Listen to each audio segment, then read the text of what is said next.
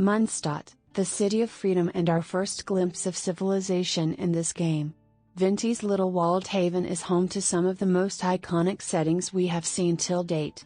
Statue of Barbatos is beautiful, the church is grand, the streets scream medieval fantasy. And Jean, she is the embodiment of perfection, right?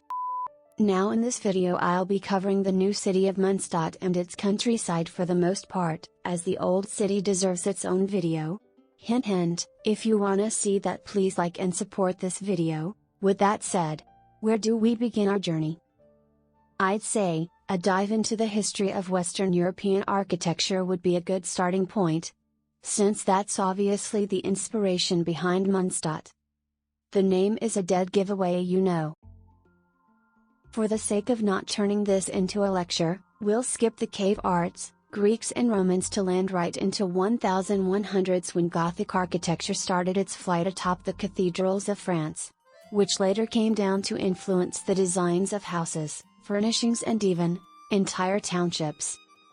Although what really constitutes Gothic and why is this style relevant to Mondstadt? The features of this style which generally come to mind are cross-ribbed vaults, pointed arch, flying buttress among others.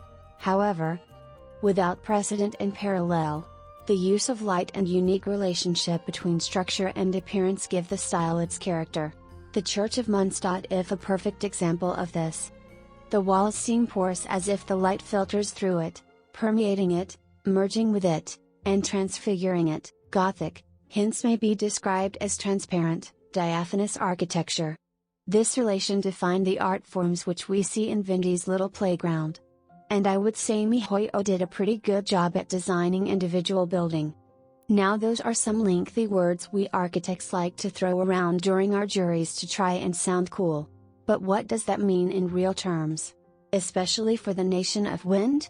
Well, if we look back at its history, Mondstadt gained its independence from the Caribbean and established a new city, which meant they would need new infrastructure.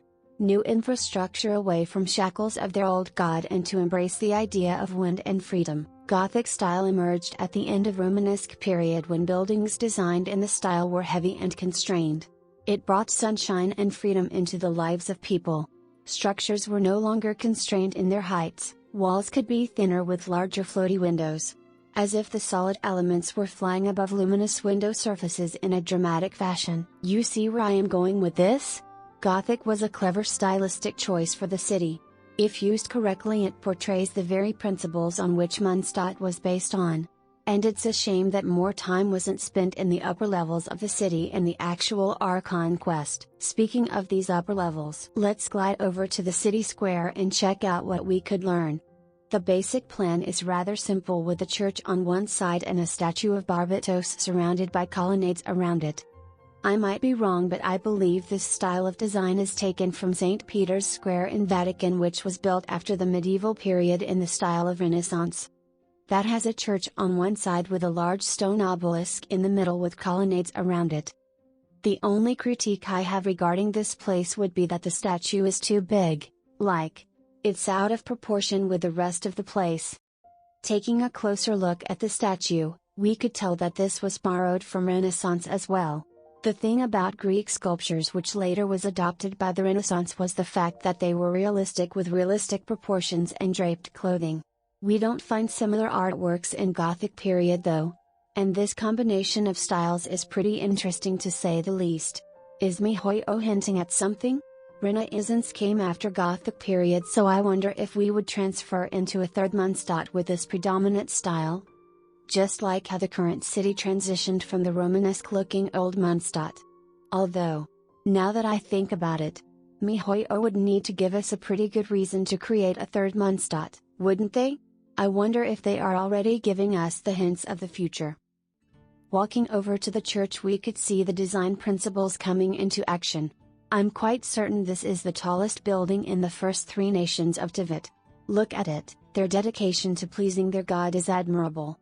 Plus it has everything one would expect. Stained glass. Cross vaults which take the ceiling loads. Flying buttress which, if you don't know, are there to support the exterior walls. Spire. Archivault. Choir. Vaults. And my favorite, tracery. Man, The designer who modeled and rendered this can have my kiss. This place is the second most beautiful thing in the city. Second to Jean, of course. This is an example of a very well crafted cathedral and reminds me of a building called Cologne Cathedral in Germany. I think you can easily find the similarities between the two. From the general style to the layout and even their silhouettes are similar to each other. Again, Mr. or Mrs. Designer. You did an amazing job over here. The general layout of this building follows the traditional Latin cross pattern. If you've never been to a church or if you were unaware, a Latin cross church is divided into various sections. They are, narthex, nave, aisle, transept, crossing, apse, choir, and ambulatory. These form the basic parts of the church as seen in a plan. Same has been shown in game with the church dividing into various parts. The only difference being, the apse, which is modified alongside a lack of any cross. For obvious reasons. Walking down the stairs which divide the administrative part of the city from its civilian side, we walk right into the central avenue. Now this area acts as the spine of the city as well as housing much of the marketplace and commercial activities. In a sense, this is the heart of Mondstadt around which the city is built. Plus it has a beautiful fountain in the middle of it. Sorry Anna, I hope you get well soon. A few things which bother me are, just how wide the streets of Mondstadt seems to be.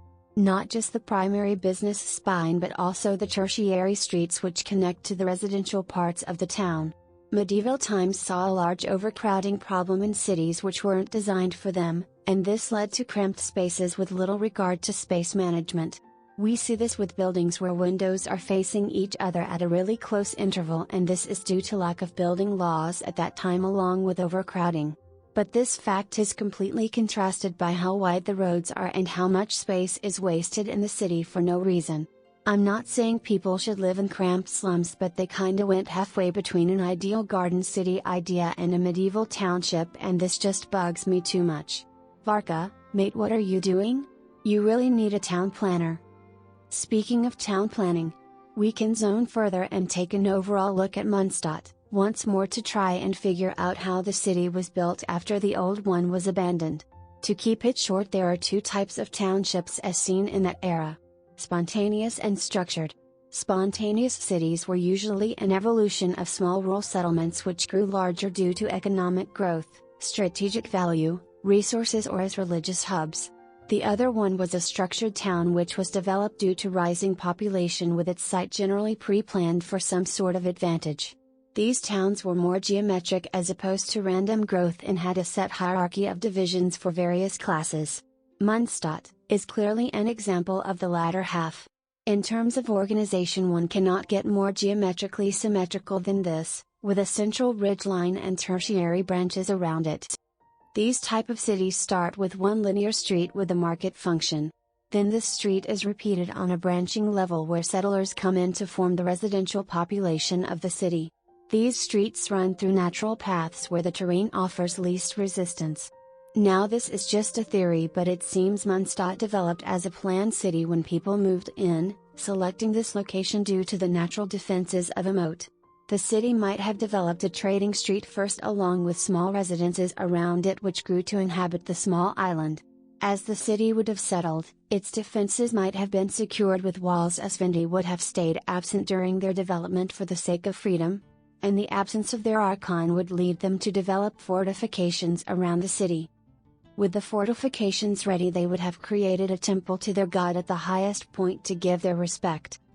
But as the aristocracy rose, this place might have also expanded to occupy such a large portion of the city, almost a third of the land area.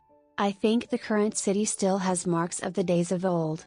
As the knights were formed, the current administrative building may have been developed to replace some mansion belonging to the aristocracy besides the statue of Barbatos. With this being the general development of the city to the present day, in my opinion. There is one final thing I'd like to talk about, and that topic revolves around the windmills. In our world, the origins of windmills are still debated, but one idea points to them emerging in Europe in the 12th or 13th century, right around the time in which Mondstadt is supposed to be based off on. It would henceforth be a good assumption to say these windmills were invented here in the new city right around the time when it was being constructed. which is awesome because even though the city has a church, knights, wine and Jean, it is the humble windmill which is the brand ambassador and symbol of Mondstadt. Look, it's even in the loading screen. The reasons behind using 6 blades is unknown to me, though I know they did increase the number from 4 to 6 to 8 in the real world to try and improve the mills. I'm guessing there is some hidden meaning to mihoyo only using 6 blades, but I couldn't figure it out. Now there are a few things we didn't cover in this video, like houses, rural areas, old Mondstadt and Dawn Winery in particular. In terms of design and architecture there is so much more details which we could refer to. Though if you wish to see those in the near future and learn about the real world connections mihoyo added, please comment down below, so I know what you guys would like to see next. Thank you for watching.